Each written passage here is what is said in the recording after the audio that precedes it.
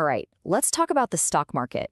If those two words make you feel a little, I don't know, nervous or confused, then you are in exactly the right place. Because over the next few minutes, we're going to flip that script. We're going to take that fear and turn it into real financial power. Together, we're going to decode exactly how you can start building a solid future. So, let's dive in. Now, I want to start with a question that, well, it might sound completely nuts, but just imagine for a second. What if it were actually possible? What if a pretty small amount of money, maybe what you'd spend on a new phone, could grow into a fortune that changes your entire life? This isn't a trick question, I promise. It gets right to the heart of what's possible here. And look, this isn't some fantasy story. This really happened. Take a look at the Wipro case. Someone invested 10,000 rupees back in 1980, and it grew into 700 crores. Now, the secret wasn't some genius stock-picking trick. It was just patience. It was the magic of letting that money work for itself, year after year, decade after decade. And this proves the most important rule we're going to talk about. It's not about timing the market. It's about time in the market. Okay, so before we even get into the how-to, we need to fix the single most important tool you have, and that's your mindset. So let's start by busting some of the biggest myths that hold people back.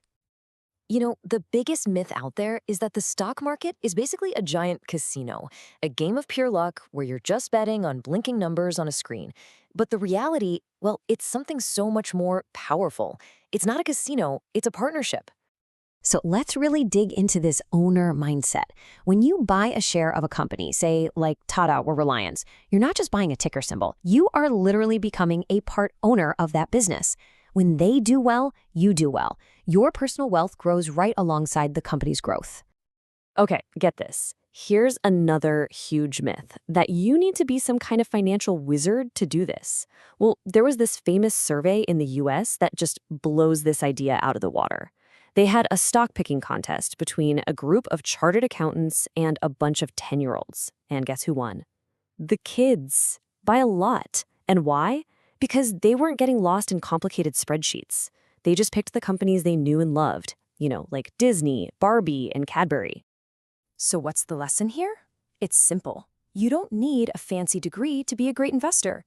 You just need to use your common sense. Just look around you. What brands do you see people excited about? What products are they lining up to buy? Your everyday observations are actually your most powerful tool for this. All right, mindset, check. Now, let's pop the hood and see how this engine of growth actually works. We're about to uncover the single most powerful force in creating wealth. It's actually super logical when you break it down. A company needs money to grow, right? To build a new factory or launch a new product. So it offers tiny pieces of ownership, we call them shares, to people like you and me. You give them your money, and in return, they give you a piece of their company. All these shares are then bought and sold on a big marketplace, which is the stock exchange. The logic is simple. If the company sells more toothpaste, its profits go up. Then more people want to own a piece of it, and so the price of your share rises. Simple as that. With that in mind, let's put a number out there, a big one, 1 crore. It might seem totally out of reach right now, but stick with me. Let's see how we can actually get there. But how? How in the world does the journey from just a few thousand rupees a month actually end up at a destination like that? Well, the answer lies in the most powerful force in all of finance. This right here is the magic of compound interest. Just look at this curve. You see how it starts out kind of slow, you barely notice it, but then, over time, boom, it just skyrockets. Why? Because your money starts making money, and then that new money starts making its own money. As you can see, if you just start with 1,000 rupees a month and increase it a tiny bit each year, you can actually hit 1 crore in about 25 years. It's incredible. And this insight, it changes everything, right? It means you don't need a giant pile of cash to get started on this journey. What you need is the discipline to put away a little bit consistently over a long time. That is the real secret to building wealth. Okay, we've got the mindset and we understand the mechanics. Now, let's build your strategy. How do you, as a beginner, invest smartly and, not lose your shirt? So first things first, let's be real about what to expect. A fixed deposit, you're looking at maybe 6% return. Gold, perhaps 10%. But the stock market, over the long haul, has historically delivered returns closer to 18 or 20%. That's almost 3 times what an FD gives you. The only trade-off for these amazing returns is time. You just have to be willing to stay invested for at least 5 years. But with those higher returns comes a little more risk. So how do we handle it? Simple. It's the oldest rule in the book for a reason. You absolutely cannot put all your eggs in one basket. Diversification is your safety net. Look, even the pros pick losers sometimes. It happens. But as you can see here, if you build a portfolio of, say, 8 to 10 solid companies, your big winners will more than make up for any losers, and you'll still see great overall growth.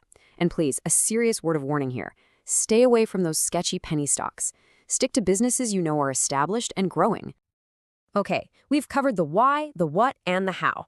Let's get to the best part, the simple, practical steps you can take to get started, like right now. And honestly, it is this simple. First, you need something called a demat account. Just think of it like a digital wallet for your stocks. You can open one with a discount broker, which just keeps your fees super low.